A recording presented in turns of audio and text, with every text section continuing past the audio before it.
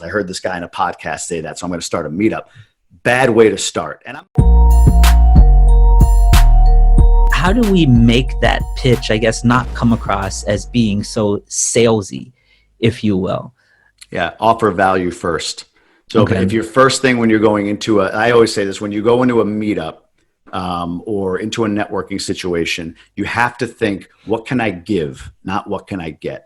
Right? Like if you go in with the idea of like, even starting a meetup, if your goal in starting a meetup is, okay, I can get deals. I heard this guy in a podcast say that, so I'm going to start a meetup.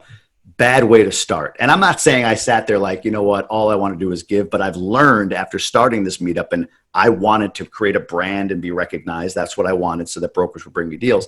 But as I went along and as the meetup has grown, I've learned that as I put that down and I pour into the idea of what can I create. People were asking me about syndication, like, hey, how do we do, like, you know what? How many people want to know about syndication? Great. I'm going to set up a workshop. I had Gino Barbaro jump on and talk through syndication. It was a little surprise for everybody that jumped on, like, holy crap, Gino Barbaro's here, right? Big multifamily guy.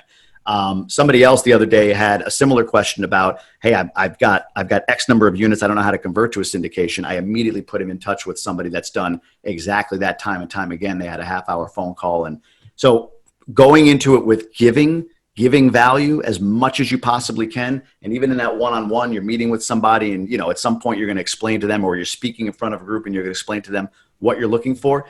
Give value, give them content, give them connections, give them, you know, names of people that can serve whatever it is they're looking for. Give them advice based on your experience.